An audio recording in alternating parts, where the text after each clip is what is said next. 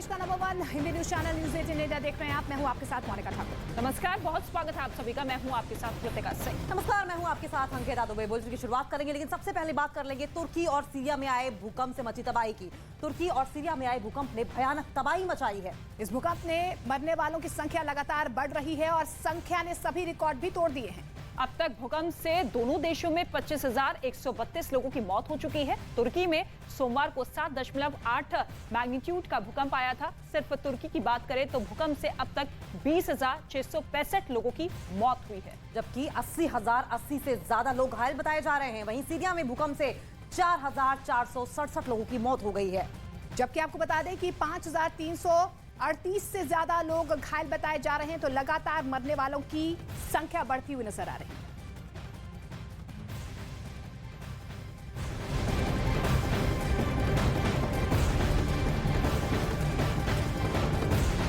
तुर्की में भारत की ओर से चलाए जा रहे रेस्क्यू ऑपरेशन के बारे में तुर्की में भारत के राजदूत डॉक्टर वीरेंद्र पॉल ने जानकारी दी है। उनका ये कहना है कि रेस्क्यू टीम का पूरा फोकस मलबे के नीचे से लोगों को निकालने के साथ साथ जैसे ही मदद की मांग की जा रही है वैसे ही हमारी टीम मदद पहुंचा भी रही है। टर्की साइड से हमें रिक्वेस्ट प्राप्त हुई हैं और ऐसे माहौल में जब जो डेवस्टेशन का स्केल इतना ज़्यादा है और डायनामिक सिचुएशन है, जो इनकी रिक्वायरमेंट्स हैं, ज़रूरतें हैं, वो एस्केलेट होती जा रही हैं। तो इस बैकग्राउंड में हमें प्राप्त हुई हैं रिक्वेस्ट और उनको प्रोसेस किया जा रहा है और देखा जा रहा है कि कितना बेहतर हम इन रिक्वेस्ट को एड्रेस कर सकें।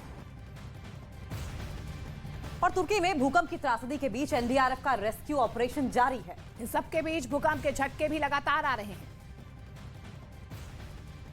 एनडीआरएफ की टीम लगातार जो नूरदागी इलाका है वहां पर काम कर रही है। मेरे साथ आप देखेंगे जो पीछे आप ये येलो कैप में देख रहे हैं, ये एनडीआरएफ की टीम है। और अभी जो जानकारी मिली है वो ये कि यहाँ पर कुछ लोग हो सकते हैं, फंसे हुए हो सकते हैं, लिहाजा यहाँ पर अभी इस बात की गुंजाइश तलाशी जा रही है कि क्या मलबा वहाँ से हटाकर किस तरीके से कोई फंसा हुआ है तो उसको निकाला जा सके। देखिए लगातार जो एनडीआरएफ के लोग हैं वो रणनीति बनाने पर यहाँ काम कर रहे हैं। अगर आप तस्वीरों में देखेंगे यहाँ पर जो एनडीआरएफ के ऑफिसर्स हैं वो भी यहाँ पर मौजूद हैं। और देखिए सबसे हैरानी की बात, जब हम यहाँ पर अभी मौजूद हैं तो अब से थोड़ी देर पहले ही यहाँ भूकंप का झटका महसूस किया गया था। लगातार आफ्टर शॉक आ रहे हैं।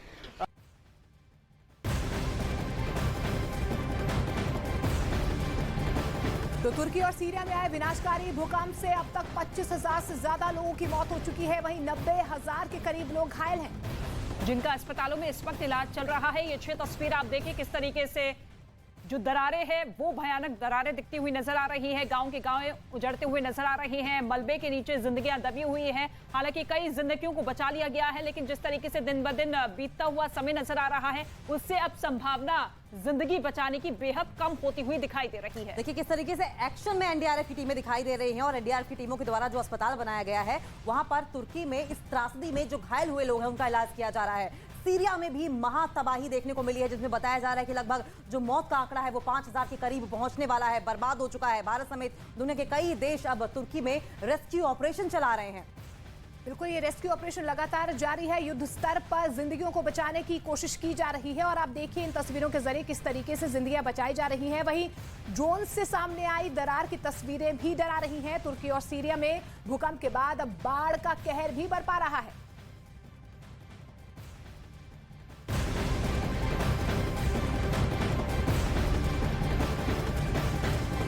सोमवार को आए भूकंप के बाद तुर्की और सीरिया में मुसीबत कम होने का नाम नहीं ले रही है। तुर्की की बात करें तो वहां 1700 आफ्टर शॉक्स आ चुके हैं और लगातार आफ्टर शॉक का सिलसिला अब भी जारी है। और ऐसे में तुर्की और सीरिया पर बाढ़ का खतरा बढ़ गया है। बिल्कुल, जहां पर दोनों देशों की सीमा पर बहने वाली अरोंचस नदी पर बने बांध में पहले दरारें आई और फिर वो टूट गया, जिसके बाद वहां के कई शहरों में कई फीट पानी आ गया।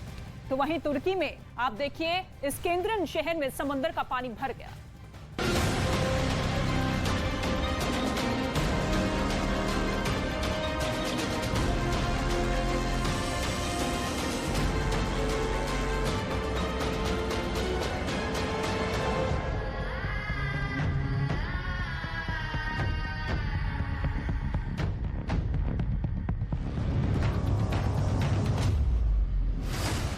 सीरिया पर टूटा मुसीबत का बांध।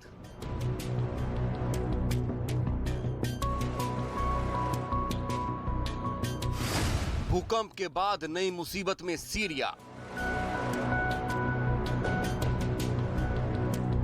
सोमवार को आए भीषण भूकंप के बीच सीरिया में नदी पर बांध अचानक फट गया, जिसकी वजह से सीरिया और तुर्की के बॉर्डर पर बसा अत-तलूल शहर पूरी तरह पानी में डूब गया। बताया गया कि 3 दिन पहले आए भूकंप की वजह से बांध में दरारें पड़ गई थी और जब बांध टूटा तो वहां तबाही आ गई। बांध के टूटने के बाद पूरे इलाके में पानी भर गया। शहर में बने मकान पानी में डूब गए। सड़कों पर बांध के पानी ने कब्जा जमा लिया। हालात ये हैं कि जान बचाने के लिए लोग सुरक्षित जगहों पर पलायन कर रहे हैं। मतलब ये कि विनाशकारी भूकंप की मार झेलने के बाद सीरिया के सामने अब बाढ़ से निपटने का संकट खड़ा हो गया है। भूकंप की वजह से वहां पहले ही हजारों लोगों की मौत हो चुकी है और अब बांध के टूटने से आई बाढ़ ने लोगों का जीना मुहाल कर दिया है।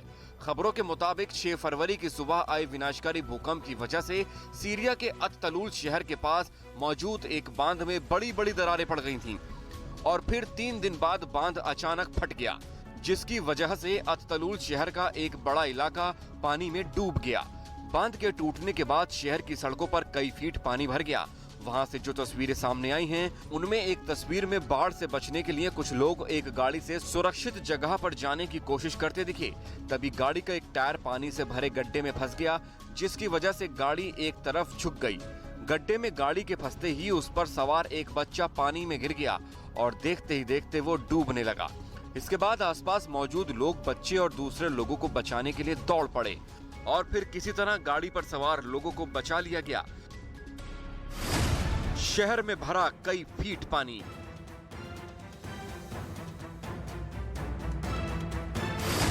भूकंप के बाद पानी पानी जिंदगानी। इस तरह की कई तस्वीरें शहर से सामने आईं, जिनमें हर तरफ सिर्फ पानी ही पानी नजर आया। कुछ सड़कों पर तो कमर तक पानी भरा दिखा, जिसे देखकर ऐसा लगा जैसे सड़क पर कोई नदी बह रही हो। बताया गया कि जो बांध टूटा वो अरोंटिस नदी पर बना था, जिसका जलस्तर पिछले हफ्ते से लगातार हो रही बारिश की वजह से काफी बढ़ गया। ऊपर से 6 फरवरी को आए भूकंप की वजह से बांध में दरारें पड़ गई थीं, जिसकी भनक लगते ही बांध को टूटने से बचाने की कोशिश तेज हो गई। लेकिन पानी के बढ़ते दबाव को बांध झेल नहीं पाया और वो टूट गया, जिससे आसपास के इलाकों में बाढ़ आ गई। मकानों में घुटने के ऊपर तक पानी घुस गया, यहाँ तक कि घरों के बाहर खड़ी कारें पानी में डूब गईं। इतना ही नहीं, सैकड़ों एकड़ खेत पानी भरने से तालाब में तब्दील हो गए। दावा किया जा रहा है कि बांध के टूटने से आई बाढ़ की वजह से शहर से करीब 500 परिवार पलायन कर चुके हैं। लेकिन ये हालात सिर्फ सीरिया के ही नहीं, बल्कि भूकंप की मार झेल रहे तुर्की में भी कुछ ऐसा ही घटा है। दरअसल तुर्की के इस्केंदरन शहर पर समंदर के पानी ने कब्जा जमा लिया है। ड्रोन से ली गई तस्वीरों में शहर की तमाम सड़कों पर पानी भरा दिखाई दिया। कुछ जगह तो समंदर के पानी में कारें तक डूबती नजर आईं। तुर्की का इस्केंदरन शहर समंदर के किनारे बसा है और एक रिपोर्ट के मुताबिक 7.7 और 7.6 की तीव्रता के 2 भूकंप आने के बाद समंदर का जलस्तर अचानक बढ़ गया, जिससे इस्केंदरन शहर में समंदर का पानी घुस गया। हालांकि प्रशासन ने वहां राहत बचाव का काम शुरू कर दिया था, लेकिन इस घटना ने तुर्की की सरकार को डरा कर रख दिया है, क्योंकि भूकंप की वजह से समंदर के जलस्तर बढ़ने से कई शहरों पर डूबने का खतरा मंडराने लगा है।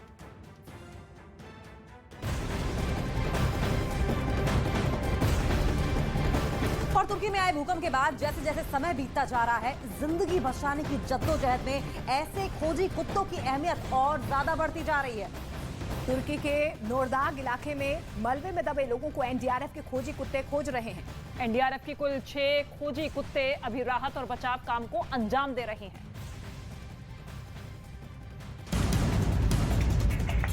ये खोजी कुत्ते मलबे में फंसी जिंदगी की तलाश में जुटे। एनडीआरएफ की टीम के साथ ये कुत्ते मलबे वाली जगह पर घूमते नजर आए। तुर्की में आए भूकंप के बाद जैसे जैसे समय बीत रहा है, जिंदगी बचाने की जद्दोजहद में ऐसे ही रेस्क्यू डॉग की अहमियत और ज्यादा बढ़ती जा रही है। तुर्की के नोरदाग इलाके में एनडीआरएफ की टीम ने मलबे में दबे लोगों की तलाश में इन्हीं खोजी कुत्तों की मदद ली। एनडीआरएफ टीम के 6 खोजी कुत्ते अभी राहत और बचाव कार्य में लगाए गए हैं।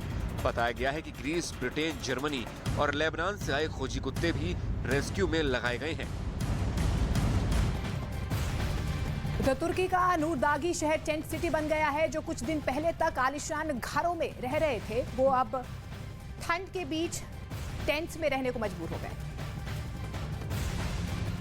तुर्की में कई शहर ऐसे हैं जो तंबुओं का शहर बन गए हैं। नूरदाग उनमें से एक है। गाजियान्टेप प्रांत का नूरदाग किस तरह से अब यहाँ पर तंबू ही तंबू नजर आ रहे हैं, उसकी तस्वीरें हम आपको दिखाएंगे, क्योंकि यहाँ पर 2200 घरों में से ज्यादातर घर जमींदोज हो चुके हैं और कुछ इसी तरह से लोग तंबुओं में रहने को अब मजबूर हो गए। जरा तस्वीर आपको दिखा दें किस तरह से यहाँ पर पूरा जो तंबू है, लोग कई परिवार इसी तरह से तंबुओं के बीच रहने को मजबूर हैं। अपना जो खान पान है वो इस तरह से बाहर आग जलाकर कर रहे हैं। अब जरा हम आपको तस्वीर ये वाली दिखाएंगे, आप जरा टॉप एंगल से देखिए किस तरह से आपको तंबू ही तंबू यहाँ पर नजर आएंगे। यहाँ वो लोग रह रहे हैं जिनके अपने घर पूरी तरह से जो भूकंप आया था उसमें बर्बाद हो गए, जमींदोज हो गए। और ये तस्वीर आप देखिए कि यहाँ पर जो छोटे छोटे बच्चे हैं, महिलाएं हैं, बुजुर्ग हैं,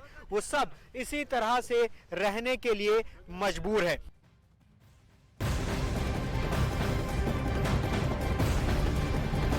तुर्की में भूकंप से अब तक हजारों लोग मौत के मुंह में समा चुके हैं। तबाही और बर्बादी के बीच लोग त्राहिमाम कर रहे हैं, लेकिन इन सबके बीच भी उम्मीद जिंदा है। वहां से हैरान कर देने वाली तस्वीरें सामने आई हैं, जिसमें कुत्ता अपने मालिक का इंतजार पिछले 5 दिनों से कर रहा है, जबकि उसका मालिक अभी तक मलबे में ही दबा हुआ है।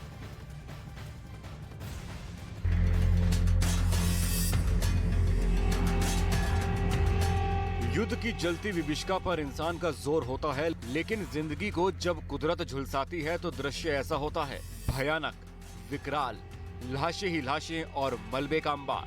ये तुर्की में आए भूकंप के बाद के हालात हैं, लेकिन तुर्की की मुसीबत यहीं खत्म होती नहीं दिख रही है, क्योंकि वहां अब भी कई लोग मलबे के अंदर फंसे हैं। इस बीच तुर्की से एक हैरान करने वाली तस्वीर सामने आई है। वहाँ एक कुत्ता अपने मालिक का इंतजार पिछले 5 दिनों से करता दिखा। इस कुत्ते को मलबे वाले इलाके में कई बार हटाया गया, लेकिन हर बार ये कुत्ता अपने मालिक की खोज में वहाँ पहुँच जाता और अपने मालिक को ढूंढने की कोशिश करने लगता।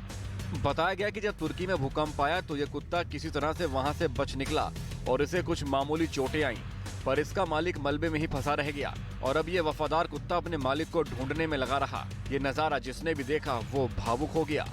एक रिसर्च की माने तो कुत्ते को किसी भी आपदा के बारे में पहले से ही पता चल जाता है और यही वजह है कि ये कुत्ता किसी तरह से भूकंप से बचने में कामयाब हो गया, पर अपने मालिक को नहीं बचा पाया।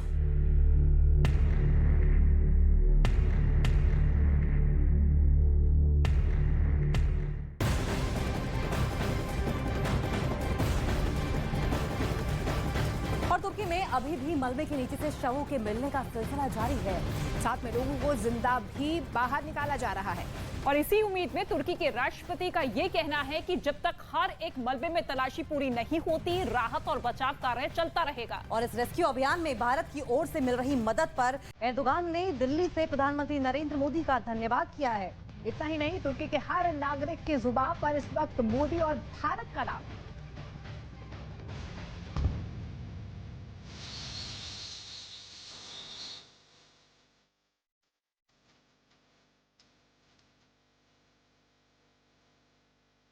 तुर्की में आए महाप्रलय के बाद अब बारी महारेस्क्यू अभियान की है। दुनिया के तमाम देशों ने तुर्की में राहत बचाव के लिए ताकत झोंक दी है, क्योंकि तुर्की के लिए पिछला एक हफ्ता बड़ी मुसीबत भरा रहा है। भूकंप की वजह से कई शहर तबाह हो चुके हैं। जो इमारतें कभी इन शहरों की शान होती थीं, वही इमारतें हजारों लोगों की मौत की वजह बन चुकी हैं।